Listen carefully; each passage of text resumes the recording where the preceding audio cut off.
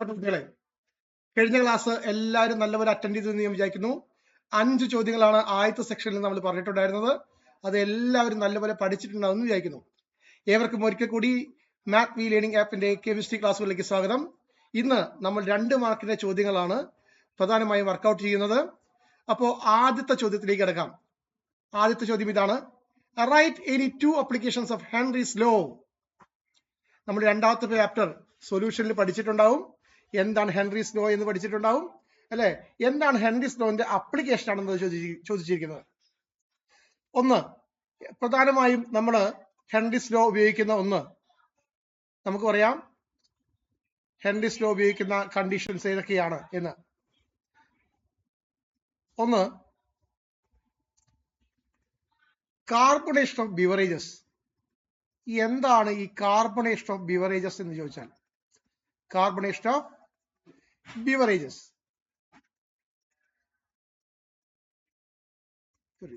Okay, നമുക്കറിയാം carbon, അതായത് carbon dye oxide soft ഡ്രിങ്കുകളിലും വളരെ ഉയർന്ന, അതായത് സോഡയിലൊക്കെ വളരെ ഉയർന്ന പ്രഷറിൽ നമ്മൾ നിറയ്ക്കും. ബോട്ടിൽ ഇങ്ങോട്ട് ഓപ്പൺ ചെയ്യുമ്പോൾ when the bottle is opened എന്തുണ്ടാവുന്ന ഒരു പ്രഷറിന് കുറയും. അതായത് വളരെ ഉയർന്ന പ്രഷറിലാണ് നമ്മൾ അപ്ലൈ ചെയ്യുന്നത്, നിറയ്ക്കുന്നത്. നമ്മുടെ അടപ്പ് തുറക്കുന്ന സമയത്ത് എന്തുണ്ടാവും? ഈ പ്രഷറിന് കുറയും, ഗ്യാസ് പുറത്തേക്ക് എസ്കേപ്പ് ചെയ്യും. എങ്ങനെ പുറത്തേക്ക്? ബബിളുകളായിട്ട്. നമ്മൾ സോഡ കുടിക്കുമ്പോൾ ശ്രദ്ധിച്ചിട്ടുണ്ടാവും എല്ലാവരും. ഇത് ഹെൻറീസ് ലോന്റെ ഒരു ആപ്ലിക്കേഷൻ ആണ്, കാർബണേഷൻ ഓഫ് ബിവറേജസ്. അതായത് നമ്മൾ പറഞ്ഞു carbon is dissolved in soft drinks, carbon dioxide is dissolved in soft drinks and soda under high pressure. When the bottle is open, the pressure decrease and the gas escapes. എന്നിട്ട് എന്തായി പറയും? Foaming bubbles. ഇതാണ് ആദ്യത്തെ application. എല്ലാവർക്കും മനസ്സിലായി എന്ന് വിചാരിക്കുന്നു. രണ്ടാമത്തെ ആപ്ലിക്കേഷൻ എന്ന് പറയുന്നത് സ്ക്യൂബ ഡൈവേഴ്സിനെ കുറിച്ച് നമ്മൾ കേട്ടിട്ടുണ്ടാവും. Scuba diving. എന്താ സ്ക്യൂബ ഡൈവിംഗ് എന്ന് പറഞ്ഞാല്? നമുക്കറിയാം ഈ കടലിന്റെ അടിത്തട്ടിലേക്കൊക്കെ നമ്മള് ആളുകള് നല്ല താഴത്തേക്കൊക്കെ, വളരെ താഴത്തേക്ക് ഇങ്ങനെ പോകുമ്പോൾ, കടലിന്റെ വളരെ താഴത്തേക്ക് പോകുമ്പോൾ പ്രഷർ വളരെ കൂടും. അപ്പൊ അവര് പുറത്ത് ഓക്സിജൻ സിലിണ്ടർ ഉണ്ടാവും. ഓക്സിജൻ സിലിണ്ടറിൽ ഓൾറെഡി ഹീലിയം കൂടി മിക്സ് ചെയ്തിട്ടുണ്ടാവും. അറിയാലോ എല്ലാവർക്കും. ആ ഹീലിയം മിക്സ് ചെയ്യും. എന്താണെന്നറിയോ? അവർ താഴ്ത്തുനിന്ന് മുകളിലേക്ക് പൊന്താൻ തിരിച്ച് റിട്ടേൺ അടിക്കും. റിട്ടേൺ അടിക്കുന്ന സമയത്ത് ഇത് സ്വാഭാവികമായിട്ട് എന്തുണ്ടാവുന്നറിയോ? ഈ ഹീലിയം പ്രസൻസ് ഉണ്ടാകുമ്പോൾ നമ്മൾ ശ്വസിക്കുമ്പോൾ ഓട്ടോമാറ്റിക്കായിട്ട് ഓക്സിജനോടൊപ്പം തന്നെ ഹീലിയം കൂടി നമ്മുടെ അകത്തേക്ക് പോകും. സ്വാഭാവികമായിട്ട് എന്തുണ്ടാവുന്നറിയോ? നമ്മുടെ നെർവുകളൊക്കെ വികസിക്കും. അത് ബെൻഡ് ആവാൻ സാധ്യതയുണ്ട്. അപ്പൊ നമ്മൾ സാധാരണയായിട്ട് എന്താ ഉപയോഗിക്കാറെന്നറിയോ? അതിലേക്ക് നോബിൾ ഗ്യാസുകളൊക്കെയാണ് നമുക്ക് കടത്തിവിടാറ് ഈ ഓക്സിജൻ സിലിണ്ടറിനോടൊപ്പം. അപ്പോൾ 2 ആപ്ലിക്കേഷൻസ് ആണ് ഞാൻ പറഞ്ഞത്. That is carbonation of beverages and scuba diving. അപ്പോൾ എല്ലാവർക്കും ആദ്യത്തെ ചോദ്യത്തിന് ഉത്തരം മനസ്സിലായി എന്ന് ഞാൻ വിചാരിക്കുന്നു. അത് ഹെൻറീസ് ലോന്റെ 2 ആപ്ലിക്കേഷൻ ആണ് ഞാൻ പറഞ്ഞത്. First one carbonation of beverages, രണ്ടാമത്തെ സ്ക്യൂബ ഡൈവിംഗ്. ഓക്കെ, ദെൻ അടുത്ത ചോദ്യത്തിലേക്ക് നമുക്ക് കിടക്കാം. അടുത്ത ചോദ്യം ഇതാണ്: calculate the standard EMF of the cell in which the following reaction takes place. സിങ്കും കോപ്പർ തമ്മിലുള്ള റിയാക്ഷൻ നിങ്ങൾ ഗാൽവാനിക് സെൽ പഠിക്കുമ്പോൾ പഠിച്ചിട്ടുണ്ടാവും. 3rd ചാപ്റ്ററിൽ ഇലക്ട്രോ കെമിസ്ട്രിയിൽ നോക്കാം. നമ്മൾ സിങ്കിന്റെ കാര്യം പറയാം. നമുക്ക് സാധാരണയായിട്ട് ഈ ഇവിടെ തന്നിരിക്കുന്ന 2 ഇലക്ട്രോഡുകൾ എന്ന് പറഞ്ഞാൽ ഒന്ന് സിങ്കും 2 കോപ്പറാണ്. സിങ്കിനാണോ കോപ്പറിനാണോ റിയാക്ടിവിറ്റി കൂടുക? സിങ്കിനാണ്. റിയാക്ടിവിറ്റി കൂടിയത് എവിടെയാ? സാധാരണ ഒരു സെൽ ഉണ്ടാക്കുന്ന സമയത്ത് ലെഫ്റ്റ് സൈഡില് സിങ്കും റൈറ്റ് സൈഡിൽ കോപ്പറുമാണ് ഉണ്ടാവുക. കാരണം റിയാക്ടിവിറ്റി കൂടിയത് എപ്പോഴും ലെഫ്റ്റ് സൈഡിലായിരിക്കും. അപ്പൊ നമ്മളൊരു ഐഡിയ ഉപയോഗിക്കാം. ലെഫ്റ്റിൽ ഉപയോഗിക്കുക വെച്ചാൽ നമ്മൾ ഷോർട്ട് കട്ട് ഉപയോഗിക്കാം, LOAN, ലോൺ. അതായത് ലെഫ്റ്റിലുള്ള ഇലക്ട്രോഡാണ് ഓക്സിഡേഷൻ നടക്കുക, അത് തന്നെയാണ് ആനോഡ് ഉണ്ടാവുക, അത് തന്നെയാണ് നെഗറ്റീവ് ചാർജ് ഉണ്ടാവുക. ഓക്കെ, നമ്മൾ ഇതിന് ഉപയോഗിക്കുന്ന ഇക്വേഷൻ എന്താ? E0 cell equal to ER minus EL. ഇപ്പൊ കോപ്പറാണ് റൈറ്റ് സൈഡില്. കോപ്പറിന്റെ എത്രയാ? E0 വാല്യൂ എത്രയാ? 0.34 മൈനസ് സിങ്കിന് എത്രയാ? Minus negative 0.76. Minus of minus plus ആണ് അല്ലെ? 1.1 വോൾട്ട്. ഇപ്പൊ എല്ലാവർക്കും മനസ്സിലായിട്ടുണ്ടാവും. നമുക്ക് സിങ്കിന്റെ ആണെങ്കിൽ നമ്മൾ പറഞ്ഞു സിങ്ക് ലെഫ്റ്റിലാണ്, ലെഫ്റ്റിലെ ഇലക്ട്രോഡാണ്, അതിൽ തന്നെയാണ് ഓക്സിഡേഷൻ ഉണ്ടാവുക, അതാണ് ആനോഡ്, അതിൽ തന്നെ നെഗറ്റീവ് ചാർജ്. ഓക്കെ, അപ്പോൾ എല്ലാവർക്കും മനസ്സിലായിട്ടെന്ന് വിചാരിക്കുന്നു. അടുത്ത ചോദ്യത്തിലേക്ക് കടക്കാം നമുക്ക്. Okay, ready? ശ്രദ്ധിക്കുക. Write true difference between order and molecularity. നമ്മൾ കെമിക്കൽ കൈനറ്റിക്സ് എന്ന് പറഞ്ഞ ചാപ്റ്ററിൽ പഠിക്കുന്നതാണ് ഓർഡറും മോളിക്കുലാരിറ്റിയും. എല്ലാ ക്വസ്റ്റ്യൻ പേപ്പറിലും കാണുന്ന ഒരു ചോദ്യമാണ്. ആദ്യം നമ്മൾ പ്രധാനമായിട്ടും എന്ത് ചെയ്യാന്നറിയോ, മുൻപൊക്കെ എല്ലാവരും ആദ്യം ഓർഡറിന്റെയും മോളിക്കുലാരിറ്റിയുടെയും ഡെഫിനിഷൻ എഴുതും. രണ്ടാമത്തെ കേസ് എന്താണെന്നറിയോ, നമുക്ക് ഏറ്റവും എളുപ്പമുള്ള 2 പോയിന്റുകൾ പഠിക്കാം. 2 ഡിഫറൻസ് ആണ് ചോദിച്ചിരിക്കുന്നത്. ഓക്കെ, നമുക്കറിയാം എന്താ ഓർഡർ എന്ന് ചോദിച്ചാൽ നമുക്ക് എല്ലാവർക്കും അറിയാം. എങ്ങനെയാ ഓർഡർ കണ്ടുപിടിക്കുക? അതായത് കോൺസെൻട്രേഷന്റെ പവർ തമ്മിൽ കൂട്ടിയാൽ ഓർഡർ ആയി. മോളിക്കുലാരിറ്റി എന്ന് പറഞ്ഞാലോ total number of reactant molecules.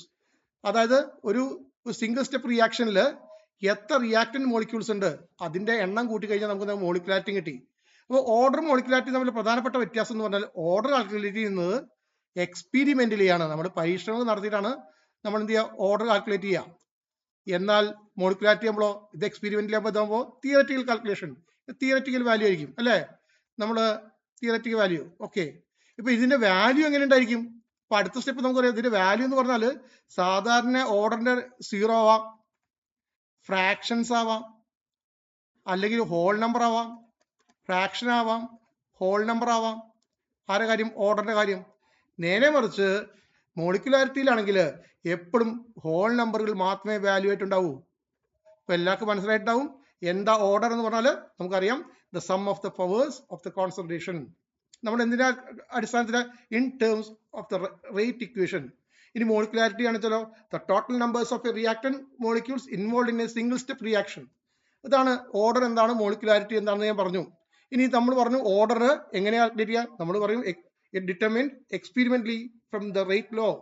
എന്നാൽ മോളിക്കുലാരിറ്റി ആണെങ്കിലോ നമുക്ക് പറയാം it is the theoretical value based on the reaction mechanism. Then ഓർഡറിന്റെ വാല്യൂസ് എപ്പോഴും എന്തായിരിക്കും? It can be 0, fraction or whole number. എന്നാൽ മോളിക്കുലാരിറ്റിയുടെ കേസ് ആണെങ്കിലോ always a whole number.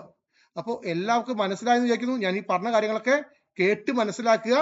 Then കാണാപ്പാടം പഠിക്കാതെ തന്നെ എക്സാമിന് എഴുതണം. ഓക്കെ, ദെൻ അടുത്ത ചോദ്യത്തിലേക്ക് കിടക്കാം.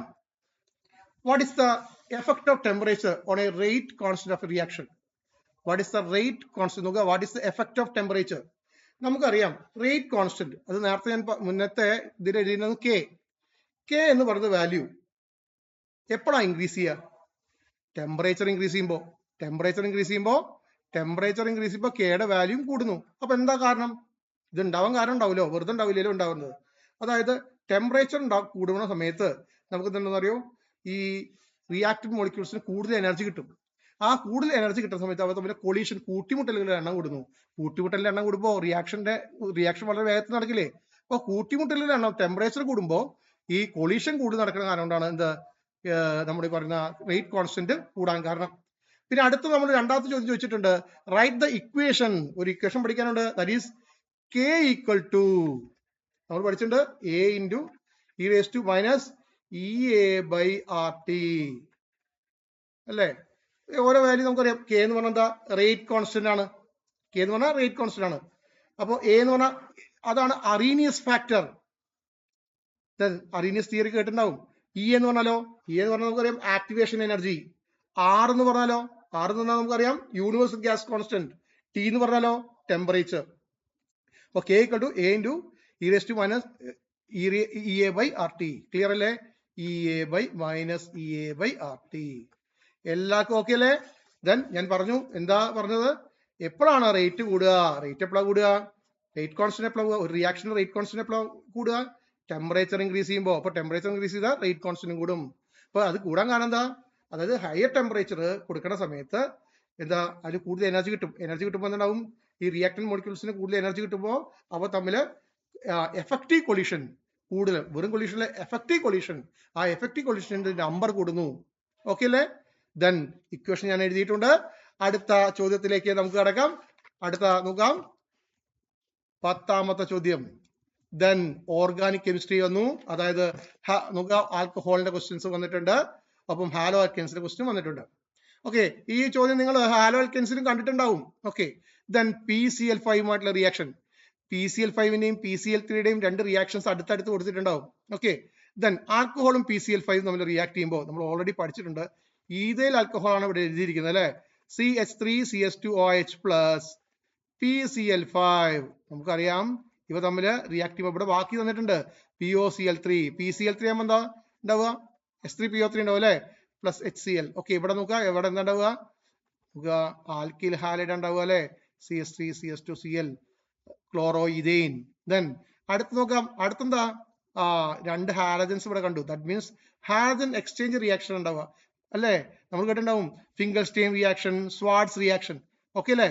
നോക്കാം, CH3Br plus AgF in the presence of acetone എന്നൊക്കെ പഠിച്ചിട്ടില്ലേ? ഓക്കെ, ദെൻ നമുക്ക് പറയാം ഈ Ag-യും Br കൂടി കമ്പൈൻ ചെയ്തു, AgBr കിട്ടിയിട്ടുണ്ട്.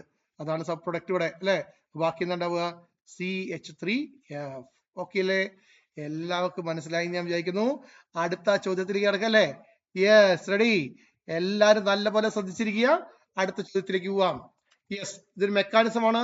ഹാലോ ആൽക്കെയ്ൻസ് ആൻഡ് ഹാലോ അരീസിലെ mechanism. The reaction between tertiary butyl bromide and hydroxide ion yields tertiary butyl alcohol, follows SN1 mechanism. Write the mechanism. Okay, SN1 mechanism SN2 നമ്മൾ പഠിച്ചിട്ടുണ്ട് അല്ലേ? ഇവിടെ SN1 mechanism ചോദിച്ചിരിക്കുന്നത് നോക്കുക, tertiary ആണ്. Okay, carbon CH3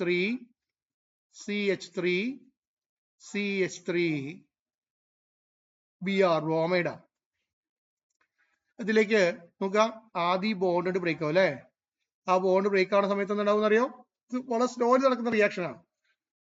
ഈ bond break ആകുമ്പോൾ ഇവിടെ പ്ലസ് ചാർജും ഇവിടെ മൈനസ് ചാർജ് ആയി പോകും. എങ്ങോട്ടാണോ ഇലക്ട്രോൺ പോയത് അവിടെ മൈനസ് ചാർജ് അല്ലെ. ദെൻ C+, അവിടെ CH3 വന്നു, കാർബോ കാറ്റയോൺ കിട്ടി നമുക്ക് അല്ലെ. ഓക്കെ അല്ലെ? ഈ കാർബോ കാറ്റയോണിലേക്ക് നമ്മൾ ആദ്യം അടുത്ത അറ്റാക്ക് ചെയ്യുന്നവരാ OH-, ഞാൻ ചെറുതാക്കി എഴുതാം, CH3 കാർബോ കാറ്റയോൺ പ്ലസ് നമ്മൾ ആരെ അറ്റാക്ക് ചെയ്തു? OH- അല്ലെ. OH- അറ്റാക്ക് ചെയ്താൽ എന്താവും? നമുക്ക് ടേർഷറി ആൽക്കഹോൾ കിട്ടും അല്ലെ. ഓക്കെ അല്ലേ? എല്ലാവർക്കും മനസ്സിലായി ഞാൻ വിചാരിക്കുന്നു അല്ലെ. റെഡി? ഓക്കെ അല്ലേ? ഇതാണ് മെക്കാനിസം. ഓക്കെ ആണോ? യെസ്, അടുത്ത ചോദ്യത്തിലേക്ക് കടക്കാം.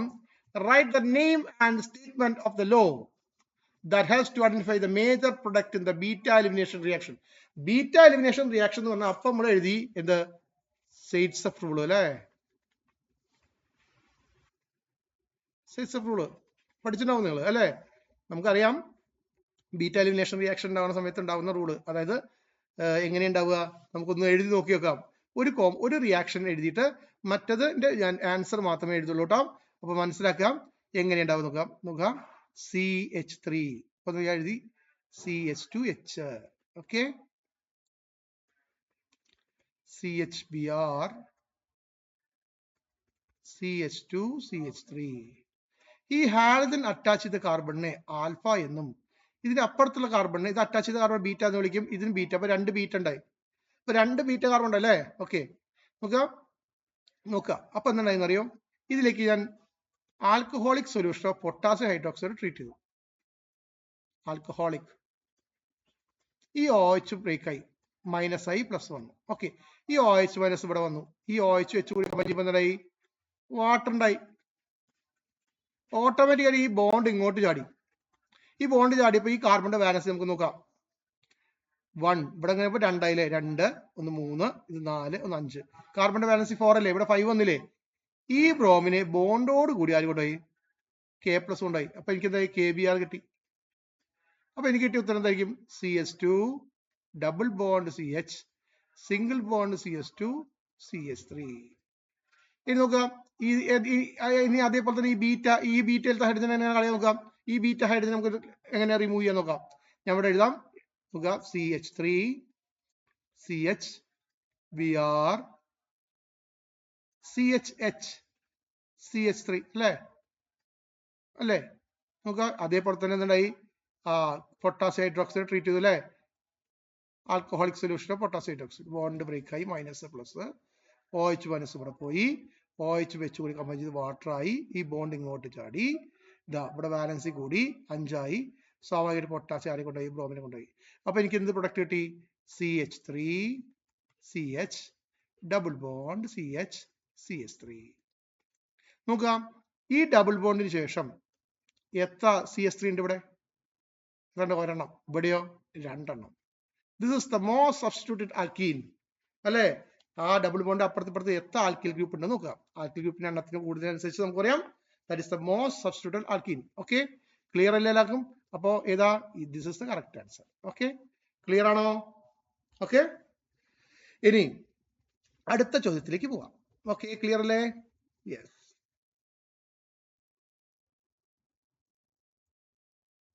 Then 13. Give reason for the solubility of alcohols in water. നമുക്ക് എല്ലാ പ്രാവശ്യം ചോദിച്ചിരുന്ന ആൽക്കഹോളിന്റെ ചാപ്റ്റർ പഠിക്കുമ്പോൾ എപ്പോഴും പറയുന്ന ഒരു ഉത്തരമാണ്. എപ്പോഴും ആൽക്കഹോൾസ് എല്ലാം it is soluble in water due to hydrogen bonding between the hydroxyl group and the water molecule. Okay, നമുക്കറിയാം ആൽക്കഹോളിൽ OH ഉണ്ടെന്ന് നമുക്കറിയാം അല്ലേ? അപ്പോൾ ആ ഹൈഡ്രോക്സിൽ ഗ്രൂപ്പും അതേപോലെ തന്നെ വാട്ടർ മോളിക്യൂളും തമ്മിലുള്ള ബോണ്ട് കാരണം കൊണ്ടാണ് എന്തുണ്ടാവുന്നത്? നമ്മൾ വെള്ളത്തിലേക്കുള്ള കാരണം. ഓക്കെ, അപ്പോൾ തമ്മിലൊരു ബോണ്ട് ഉണ്ടാവും എപ്പോഴും. യെസ്. അടുത്ത ചോദ്യം, വാട്ട് ഈസ് ടോളറൻസ് റിയേജന്റ്? എന്താ ടോളറൻസ് റിയേജന്റ് എന്ന് പറഞ്ഞാൽ? ടോളറൻസ് റിയേജന്റ് എന്ന് പറഞ്ഞാൽ solution of silver nitrate in ammonia. നമുക്കറിയാം AgNO3 അല്ലേ? AgNO3 ഇൻ അമോണിയ അറിയാലോ. ഇത് സാധാരണ ഇതിനു വേണ്ടി ഉപയോഗിക്കുന്ന ആൽഡിഹൈഡിന്റെ ടെസ്റ്റ് അല്ലേ? ആൽഡിഹൈഡിന്റെ ടെസ്റ്റ് വേണ്ടിയിട്ടാണ് ഉപയോഗിക്കുന്നത് അല്ലേ? ആൽഡിഹൈഡിന്റെ ടെസ്റ്റ് വേണ്ടിയിട്ടാണ് നമ്മൾ ഉപയോഗിക്കുന്നത്. ഇതാണ് ടോളറൻസ് അല്ലേ? Silver nitrate in ammonia. Tolerance reagent is A solution of silver nitrate in ammonia അല്ലേ? ദെൻ അടുത്ത ചോദ്യത്തിലേക്ക് പോകാം. Which among CH3CHO acetaldehyde and acetone form A silver mirror on reaction with tolerance reagent? ഇപ്പൊ ഞാനിപ്പോ പറഞ്ഞിട്ടേ ഉള്ളൂ കാര്യം. അതായത് അസറ്റാൽഡിഹൈഡ് എന്ന് പറയുന്നത് ഒരു ആൽഡിഹൈഡ് ആണ് അല്ലേ? ഇത് ടോളറൻസ് റിയേജന്റുമായിട്ട് റിയാക്ട് ചെയ്തിട്ട് നമുക്കൊരു സിൽവർ മിറർ ലഭിക്കും. ഇതിന് കാരണം എന്താ?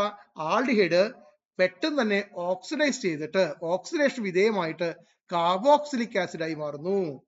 അപ്പോൾ അതെന്ത് ചെയ്യുന്നറിയോ? ഈ ടോളറൻസ് റിയേജനെ റെഡ്യൂസ് ചെയ്തിട്ട് ഒരു സിൽവർ മെറ്റലായിട്ട് മാറും. ഓക്കെ, അത് ഞാൻ ഒന്നുകൂടി പറയാം. അസറ്റാൽഡിഹൈഡ് ഒരു ആൽഡിഹൈഡ് ആണ്. ഇത് ടോളറൻസ് റിയേജനുമായിട്ട് റിയാക്ട് ചെയ്തിട്ട് ഒരു സിൽവർ മിററായിട്ട് മാറും. ആ സിൽവർ മിറർ എന്താണെന്നറിയോ? ഈ ആൽഡിഹൈഡുകൾ പെട്ടെന്ന് തന്നെ ഓക്സിഡേഷന് വിധേയമായിക്കൊണ്ട് ആ കാർബോക്സിലിക് ആസിഡായി മാറും. അതുകൊണ്ട് തന്നെ എന്താവും? ടോളറൻസ് റിയേജനെ റെഡ്യൂസ് ചെയ്തിട്ട് ഒരു സിൽവർ മെറ്റലായിട്ട് മാറും. എന്നാൽ അസറ്റോണിന് ഈ റിഡക്ഷൻ നടക്കില്ല. അസറ്റോൺ ഒരിക്കലും എന്ത് ചെയ്യില്ല? ഈ ടോളറൻസ് റിയേജന്റുമായിട്ട് റിയാക്ട് ചെയ്യാറില്ല. ഓക്കെ, ക്ലിയർ അല്ലേ? അപ്പൊ കീറ്റോൺസ് എന്ന് പറയുന്ന സാധനം ഒരിക്കലും എന്തുണ്ടാവില്ല? ഈ ടോളറൻസ് റിയേജന്റുമായിട്ട് റിയാക്ഷനിൽ പങ്കെടുക്കില്ല. അപ്പൊ നമുക്ക് പെട്ടെന്ന് തന്നെ നമുക്ക് മനസ്സിലാവും മറ്റൊരു ഔട്ട്പുട്ട് കിട്ടും. അതായത് പെട്ടെന്ന് തന്നെ പ്രസിപ്പിറ്റേറ്റ് ഉണ്ടാവും. ഇതിൽ ഒന്നും ഉണ്ടാവില്ല. ദെൻ ദ ലാസ്റ്റ് ക്വസ്റ്റ്യൻ നോക്കുക. ഈ 2 മാർക്കിന്റെ അവസാനത്തെ ചോദ്യമാണ്. നോക്കുക, മെത്തനമൈൻ CH3NH2 ആൻഡ് അനിലിൻ. നമുക്കറിയാം സാധാരണയായിട്ട് നമ്മൾ പറയാറുണ്ട് ഏതാണ് കൂടുതൽ ബേസിക്? ബേസിക് ഏതാണെന്ന് നമുക്ക് പെട്ടെന്ന് അറിയാം. ബേസിക് എന്ന് പറയുന്നത് മെത്തനമൈൻ ആണ് അല്ലേ? നമുക്ക് നൈട്രജന്റെ മുകളിൽ എപ്പോഴും 2 ലോൺ പെയർസ് ഓഫ് ഇലക്ട്രോൺസ് ഉണ്ട് ഇല്ലേ? അപ്പൊ എന്തുണ്ടാവും അറിയോ? ഈ ഇലക്ട്രോൺ ഡൊണേറ്റിംഗ് ഇൻഡക്റ്റീവ് എഫക്ട്, 2 തരത്തിലുള്ള എഫക്റ്റ് നമ്മൾ പഠിക്കുന്നത്. ഒന്ന് ഇൻഡക്റ്റീവ് എഫക്റ്റും 2 റെസൊണൻസ് എഫക്റ്റും അല്ലേ? അപ്പോ നോക്കുക, ഇൻഡക്റ്റീവ് എഫക്ട് നോക്കുക, ഈ ഇലക്ട്രോൺ ഡെൻസിറ്റി എപ്പോഴും കൂടും. ആ ഇലക്ട്രോൺ ഈ മീഥൈൽ ഗ്രൂപ്പ് ഉള്ളതുകൊണ്ട് ഇവ ഇലക്ട്രോൺ ഡൊണേറ്റിംഗ് ഗ്രൂപ്പുള്ള അവ എന്ത് ചെയ്യുന്നറിയോ? ഇലക്ട്രോണിന് പെട്ടെന്ന് കൊടുക്കും. അപ്പൊ ഇവരുടെ ഇലക്ട്രോൺ ഡെൻസിറ്റി കൂടും. അപ്പൊ എന്താണ്ടാവുക? ഇലക്ട്രോൺ ഡെൻസിറ്റി കൂടുന്ന സമയത്ത് സ്വാഭാവികമായിട്ട് ബേസിക് ക്യാരക്ടർ കൂടും. ഇനി നമുക്ക് അനിലിന്റെ കേസ് നോക്കിയേക്ക. ഈ C6H5NH2 നമുക്കറിയാം നൈട്രജന്റെ മുകളിൽ ഒരു NH2 ഉണ്ട്. അതിന്റെ മുകളിൽ 2 ഇലക്ട്രോൺ ഉണ്ടാവും. ഈ 2 ഇലക്ട്രോൺ കൊടിയാടി സ്വാഭാവികമായിട്ടും എന്താണെന്നറിയോ? ഈ നൈട്രജന്റെ മുകളിലെ ഇലക്ട്രോണുകളെ ആരെന്ത് ചെയ്യും? ഈ അനിലിൻ റെഡ്യൂസ് ചെയ്യും. അപ്പൊ എന്താണെന്നറിയോ? അപ്പോ നൈട്രജന്റെ ആ ആക്സെപ്റ്റ് ചെയ്യാനുള്ള ഇലക്ട്രോണുകളെ ആക്സെപ്റ്റ് ചെയ്യാനുള്ള ആ ടെൻഡൻസി കുറഞ്ഞു വരിക. അപ്പൊ സ്വാഭാവികമായിട്ട് നമുക്ക് ഉത്തരം തന്നെ മനസ്സിലാകാം ഇത് മെത്തനമൈൻ ആണ് അതിന് കറക്റ്റ് ആൻസർ. അപ്പൊ എങ്ങനെയാ മനസ്സിലായേ? മെത്തനമൈൻ എന്ത് സ്വഭാവമുണ്ട്? Methanamine is more basic than aniline because the electron donating inductive effect of the methyl group in methylamine അഥവാ methanamine ആ എഫക്ട് കാണിക്കുന്നതാണ്. whereas the resonance effect in aniline reduces the nitrogen ability to accept a proton. Okay എല്ലാവർക്കും? അതായത് basic character എപ്പോഴും കൊടുക്കുന്നത് മെത്തനമൈൻ ആണ്. Okay, പെട്ടെന്ന് തന്നെ എല്ലാവർക്കും ഉത്തരം പെട്ടെന്ന് എഴുതുന്നതാണ്. ഓക്കെ, അപ്പോൾ ഞാൻ പറഞ്ഞ മനസ്സിൽ സെന്റൻസ് എല്ലാവരും എഴുതിയെടുക്കാം. അതായത് methanamine is more basic. Why എന്ന് ചോദിച്ചാൽ നമുക്ക് ഉത്തരം പറയാം. ആരുമായിട്ട്? As compared to aniline. എന്താ? Because of the electron donating inductive effect of the methyl group in methylamine. അപ്പോ ആ ഇൻഡക്റ്റീവ് എഫക്ട് കാരണം കൊണ്ടാണ് സംഭവിക്കുന്നത്. മനസ്സിലായില്ലേ? എന്നാൽ resonance effect in aniline reduces the nitrogen ability to accept the proton. അപ്പോ കുട്ടികളെ എല്ലാവരും ഞാൻ ഈ പറഞ്ഞ ചോദ്യങ്ങളും ഉത്തരങ്ങളൊക്കെ നന്നായി പഠിക്കുക. ഇതേ മോഡൽ ബേസ് ചെയ്ത ക്വസ്റ്റ്യൻസ് ആണ് അധികം ഉണ്ടായിരിക്കുക നമുക്ക് ക്വസ്റ്റ്യൻ പേപ്പറിലൊക്കെ. അപ്പോൾ അടുത്ത ക്ലാസ്സിലേക്ക് വരുമ്പോഴത്തിന് മുൻപ് എല്ലാവരും ഈ ക്വസ്റ്റ്യൻസ് ഒക്കെ ഒന്നുകൂടി കേട്ട് എഴുതി വെക്കണം. Okay, then see U.